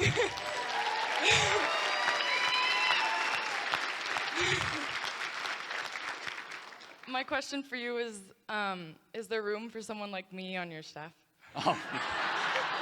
Well, first of all, you should get involved with Turning Point USA, and thank you for the question, and thank you for the courage to be able to get up in front of a big room. There's always room at Turning Point USA for young change makers, so you can get involved with our I don't know why you're planning to go to college. Maybe you could tell me, or if you're planning to go to college. But if you're planning to go to college, we got a great network for you. But if you don't go to college, that's a great answer for you as well. No matter what you decide to do, will end up working out as long as you work hard and act ethically. Those are the two pieces of advice I always have for high schoolers. Another kind of thing that I want to mention is that there's a lot of high schoolers out there that feel that they're suppressed and feel that they are not allowed to speak their mind. And I get it, and I sympathize with it, and we deal with that every single day. Next question.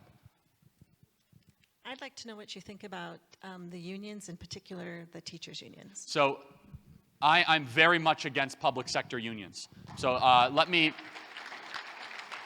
draw a distinction, though. I don't think that the Republican Party should be against organized labor the way it has been the last 20, 30 years. I think that private sector unions have a place in our society. I think that we need to be a party to represent people that shower before work and shower after work, and people that work with their hands. I think that the carpentry union or the pipe fitter union, there's a place for them, and I think that in a market society you should allow them to organize. However, the public sector teacher unions, the National Education Association, the American Federation of Teachers, is completely different. And thanks to the Janus decision, they are now no longer compulsory. We have to get that message out to even more teachers and more people. Now, that does not mean I'm against teachers. I'm actually very pro-teacher. I actually think that teachers should earn more money. I just think that we should fire the bad teachers and promote the good teachers. Now, this has been something that is not talked about enough. It should be a plank of the Republican Party. A nationwide pay increase for teachers, but 15% of the teachers should be terminated. By the way, people say, well, how do you find those teachers? It's really hard to find. Like, oh, I'm glad you asked. Students grading teachers, that doesn't work well. Parents grading teachers, teachers grading teachers. Other teachers know where the bad teachers are. In fact, they're irritated by them. They are bothered by them, and they want them out of the school as quickly as possible. And you could tell very quickly. You take all the teachers in a room like this in a school district, and you say, would you like to earn more money if good teachers are paid more? Yes or no? When these votes are allowed to happen, they usually always end up on 90-10 splits. And then you know the first 10% to fire immediately, because if they don't want, I'm half kidding, of course. But 90% of teachers want the opportunity to work up a meritocracy ladder to earn more money. They don't want to be fit in a box of one size fits all, no matter. By the way, I went to public school education. I got a glimpse into the Marxist just labyrinth that is higher education. I also got an opportunity to be taught by really good teachers, change maker teachers, teachers that got in at 6 a.m. and left at 5 p.m., teachers that were actual liberals that checked their ideology at the door and taught American history the way it should be taught because they actually had ethics. And they said, you know what, I'm not going to allow my ideology to blur in. I also had teachers that were lazy, Marxist, awful, condescending, rude. And guess what? I went to one of the highest, I grew up in one of the highest compensated teacher school districts in the country. Get ready for this. Teachers earning between $130,000 and $150,000 a year, okay? And that's normal in a lot of school districts around the country. That's incomprehensible in the state of Montana. I know that is. But that's normal in a lot of states. But you know what really bothered me? Is that the teacher that didn't take it seriously, the teacher that was rude and that's just kind of a wise, kind of wise cracks, all that sort of stuff, couldn't care less, counting the minutes, let you watch movies in class, was earning the exact same, if not more, if they were there longer, than the teacher that was busting their tail. You know what ended up happening? I saw from a freshman to senior. The teacher that was busting their tail after 3 years worked a little bit less, and worked a little bit less, and worked a little bit less. And they never got as bad as that other teacher, but after 5 or 10 years, you had a mediocre teacher. When they came in, they wanted to change the world. But they realized, if I'm not going to be rewarded, if I'm not going to be compensated, if I'm not going to be treated like a human being, if I'm just treated like someone on an assembly line, it's anti-teacher. The left is anti-teacher. The left is anti-student, and the left is anti-parent. The teacher unions are no different than the Gambino crime family. It is a organized cartel to take your money, to extort the teachers, to keep on going back, to not represent the teacher's best interest, but instead enrich a high level of mob bosses in Helena or in Washington, D.C., so they can continue to have this crisis in education. Here's what we know. Quality of teachers matters. Parental involvement matters. Those are the two most important things. I know you guys have some huge challenges with rural schools and school districts, but those two things are the top two leading formulaic indicators of child success in our country. Next question. Hello. Hey Charlie. Hey. I'm also from Chicago, suburb of Chicago, Cook County, so I escaped. But how long do you think the left has been working to hijack our schools? Why are educators so against school choice? Why do they want to tear our country apart, especially a country that has allowed each of us so much opportunity? What do you think their ultimate goal is? Socialism? What is it in your opinion? Right. Well, thank you for the question. And so it's a great extension of what I previously said. School choice means something different in every state. School choice is a different issue in Montana than it is in an inner city. And so when I say school choice, I know it can mean something, I know it's different, but it's similar. It's essentially this. Parents know what's best. So the position of the Republican Party should be this, and it will be a 90-10 political winner. Parents get to allocate their property tax bill wherever they see fit as a voucher from the state every single year. It's that simple. They could keep it to homeschool. They can send it to parochial or Catholic school. They can send it to their public school. That is the marketplace of education that needs to exist. And of course, there's other ways to fund public schools through gaming. I know every state has different ways of doing it. But for example, in Chicago, it's almost all property taxes. All property taxes. If you homeschool in Chicago, or if you send your kid to a private school in Chicago, you get no extra money, no rebate, nothing. So you're paying on top of the tax burden you're already paying. And that's an undue, essentially it penalizes people that want their kid to go to a faith-based institution. It penalizes people that might want to homeschool. So school choice nationally is an unbelievable political winner. Unbelievable political winner, especially in our inner cities, especially in our minority communities, in places like San Francisco, Los Angeles, Houston, Miami, Chicago, where you have teacher union cartel mob bosses that have trapped kids in these failing factories of public schools where they can't read, they join gangs after a couple years, and the cycle goes on and on. What does the left want? So here's a great question. What does Maxine Waters want? Because she doesn't want what's best for the black community. In fact, she hates the black community. I know that's a big statement to say, but let me prove it to you. She did not stand up when President Trump announced the lowest ever black unemployment. She did not stand up when President Trump announced the lowest ever black poverty rate. She did not stand up when President Trump announced criminal justice reform that helps the black community. And she did not stand up and applaud when President Trump announced record funding for the historical black college university. She does not want what's best for that community. What does she want? She wants power. And to understand the left, understand the history of the Democrat Party. It's no different than the Democrats, the 1860s and 70s that used to own plantations in the American South. They want power. They always have. They don't want the dignity of the individual. You know what we as Republicans and conservatives can always brag about? We started as a liberation, individual initiative, every person has dignity party, and we've always been that party. We've been the party that was the first party that had blacks in the U.S. Senate. We were the first party to allow women the right to vote. We were the first party to actually argue for civil rights and end up getting it passed. We've always been the party about, guess what, not caring about the color of your skin, but caring about your dignity and character. The Democrats cared about the color of your skin back in the 1860s. Guess what? They still care about the color of your skin. The Democrats cared about keeping people poor in the 1860s. Guess what? They still care about keeping people poor. We as conservatives care about what? Getting you to be able to have a better life, to move up the socioeconomic ladder. The Democrats want to keep you exactly where you are as long as you keep voting for me. And you've seen this in Montana with the Native American reservations, which is just horrible. The disservice that the left has done to the Native American reservations. They deserve better than the American left. They deserve better than the over-government hand that exists in the Native American reservations in this state and all across the country. And so to kind of close the point, what does the left want? They want chaos as a gateway to power. They want to be the philosopher kings. People say, well, Charlie, what's their end goal? They don't really have one except as long as they're in charge. And people say, well, what do they really want? It's less of what they want and where they are in the ladder. They want to be the Sask-Constein, essentially, philosopher kings. And I hope that it resonates with you guys in that sense, because they want to be the people in charge, controlling you, controlling your life. And by the way, they know that that permanent political class is something that's very hard to be able to run against. And the final point is this. We used to be a country where our wealth went where we made stuff. The wealthiest counties in America are now around Washington, D.C.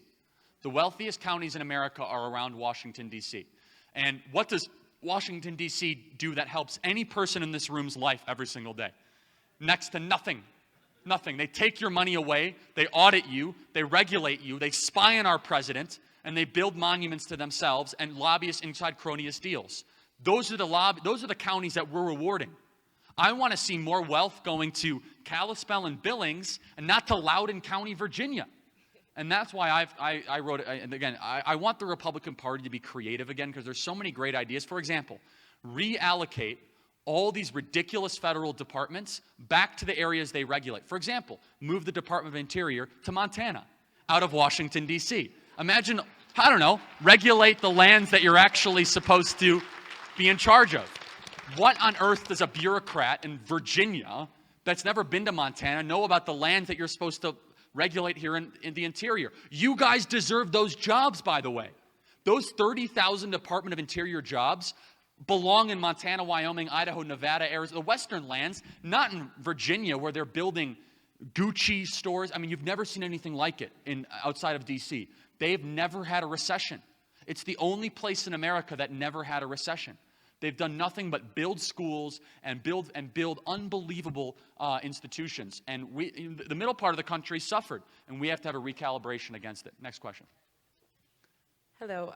What is your opinion of FAFSA, and does that equate to socialism? Great question. So FAFSA is the Federal Student Loan Agency. Every single student in college has to fill it out. So number one, we have a federalized student loan industry. 99% of all student loans are given out by the federal government. And every student going to college gets the same student loan interest rate, regardless of grades, regardless of high school performance, regardless of what you're studying. So how it used to work when you used to go to college, you used to have to dress up in a suit and tie, go with your parents to a local community bank, sit down and persuade the banker to allow you or to grant you a loan to be able to go to college.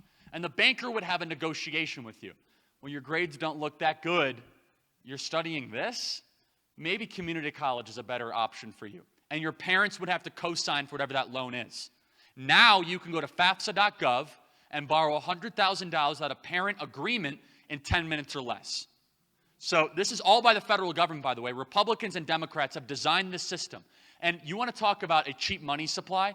This is the most corrupt money supply to higher education, which we talked about earlier. All of you are subsidizing it in the entire country. So when students fill out these student loans, they don't even know how much money they're borrowing. They don't know the consequences of it. And they're getting so far endlessly in debt for what particular reason or purpose. Does it equate to socialism? Yeah, I mean, we've now taken over an entire industry. We have broken down a private industry, and we've now made it a public good, if you will, and it's very, very dangerous, and it gets kids endlessly and needlessly in debt. I have some radical opinions on this. I think that your student loan interest rate should be based on your performance in high school and what you're going to study in college. For example, if you got all A's in high school and you were amazing in math and science and you're going to go study engineering, you should get a student loan interest rate of nothing. You should be able to borrow money for free from the federal government. If you were awful in college, twice arrested, and you're going to some out-of-state school to go study Eastern medieval history of North American migratory bird studies or 14th century lesbian Libyan poetry, you're laughing. This is what they're teaching our kids. You should get a 10% student loan interest rate, okay? And guess what? They might not borrow the money. Interest rates are the price of money. All of you that have businesses, all of you that borrow homes, deal with, I don't know if I'm going to get that big of a house because rates are too high. Yet with student loan interest rates, like, oh no, everyone gets the same rate. We throw out the laws of economics when it comes to colleges. Like, oh, like everything we know to be true, we're just absolutely going to completely dismiss. And so I think that if you were really good in college and you're going to study something that we need in our society, you should be able to borrow money from us next to nothing. And the opposite of that is if you're going to do if you're going to don't have a great track record, going to study nonsensical things, there should be a high price for that because it's a higher likelihood you're not going to be able to pay off that student loan long term. And then they're telling me one more question, then I'm going to sign books. Before I get to this question, though, one way that you guys can help me is I do a podcast 3 times a week. It is the 3rd conservative podcast out there in the entire country. We've had everyone on there from Mark Meadows, Ted Cruz, Rand Paul, the president, vice president, me debating Mark Cuban. It's a lot of fun. So the way the podcast industry works is it's free of charge for everyone to be able to subscribe to. But the more people that subscribe, the higher it goes up in the rankings. When it goes up in the rankings, more people organically listen to it. So less people listen to the New York Times podcasts. I know this might be an unknown world for a lot of you or a known world for a lot of you, but the podcast space is the fastest growing content delivery system in the world. More kids and more students are getting information from podcasts than ever before. So here's the ask. Every person that has a smartphone or an iPhone out there or an Android, whatever, if you type in the Charlie Kirk Show to your podcast, by the way, all of you have a podcast app. You might not even know it. Just like you have a calculator and just like you have a flashlight, you have a podcast app. I know, it's amazing. No, seriously. You don't have to download it. You don't have to do a special thing. If you go to your podcast app, type in Charlie Kirk Show, there's a big purple button. You just press that subscribe button. It helps me more than you could ever possibly imagine. If every person in this room did that, that would be worth infinite amount, like you wouldn't believe, because the podcast audience is so firm and so fervent. I think you guys would really be blessed by listening to it. One more question. Thank you, guys. Where is the question? Yeah. Hi, so I'm 17. I graduate high school next year, and I've been fortunate enough to be homeschooled my whole life, so I haven't been indoctrinated in all of the stuff going on. How are your teachers? Well, I actually go to a homeschool group, so it's not I know, my it's mom, a joke. But it was a loaded joke. I always ask homeschool kids, how are your teachers? But anyway, my question is, well, you've been saying tonight how it's important to really just get out there and challenge the things that we're being indoctrinated in. And my question is, since the media is so prevalent in what we're being told, where can I go to find information that I can actually trust? Like, where can I get untainted source documents? So that is a very typical homeschool question. Calm, thoughtful, full of wisdom, and searching knowledge. Your parents have made a very good decision to homeschool you. That's all I have to say. Seriously, I mean, homeschooling got a bad rap when I was growing up. Like, oh, that's what all the geeky kids in the hills used to do. No, seriously, growing up, that's how it was positioned to me. Now it's like all the kids that are going to be Fortune 500 CEOs or the next Elon Musk or the next big invention. I'm such a big advocate of homeschooling. I want to see it become a nationwide moonshot. Like I said, double our homeschooling population as quickly as possible, then double it again. By the way, you want to talk about something the left is so scared of? If we start homeschooling our kids, they are going to be so unbelievably scared because they can't touch our kids then. All of a sudden, there's going to be millions and millions and millions of kids that love our country, love the Constitution, love free markets, understand our history, and they're like, yep, well, no, we don't believe this leftist nonsense, and we're not going to subscribe to it. To answer your question, not to shamelessly plug, but I'll indulge it in a second. That's part of what my podcast is. It's supposed to be a news delivery system 3 times a week, which does very, very well. And for those of you that follow me on Twitter, I appreciate it. I try to bring the news to you quite often. There's other great sources. You can go to Turning Point USA. We publish about 5 or 6 videos a day that we try to keep very timely. PragerU also does a very good job. Prager University. Dennis Prager is a dear friend, does a phenomenal job. And so my opinion to you is just to continue to search sources. Stay out of the mainstream media, though. I would stay out of MSN, stay out of CNN, stay out of all those. And you don't have to go into the right wing stuff. Don't even. I mean, I say that flip. I don't want to say any names, but you guys know there's some changes happening in real time, and that's all I have to say about that. But there's a lot of good new news delivery services. But also, my final point to you is find people that you trust, not institutions you trust. So find 3 or 4 people that talk about the news every day that you know is going to bring it to you straight. So maybe that's me, maybe it's Shapiro, maybe it's Crowder, the people in kind of that world that talk about the news and really dive through a lot of it. I think it could be very helpful to you. So thank you for the question. So,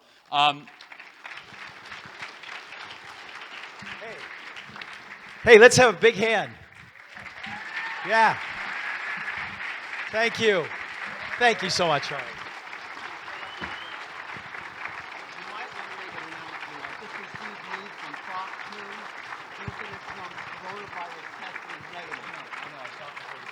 Thank you. Well, hey, this was a night that Charlie came to educate, stimulate, motivate, and conglomerate us. We're all here tonight together, and we got to stay together this entire year. We've got a big day coming up November 3rd. And we want to thank you for your time here with us and this great, great speaker we've had tonight. Thank you. Well, we need to thank Rudy and the staff for this, and they put it all together and done a great job.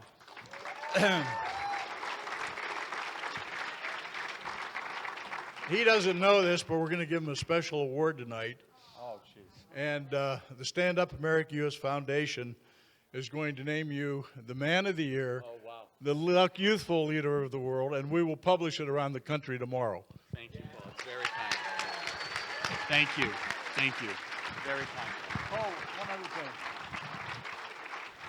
Advertisement. Please join Turning Point USA, and please give a donation to this gentleman because he is doing God's work. Thank you.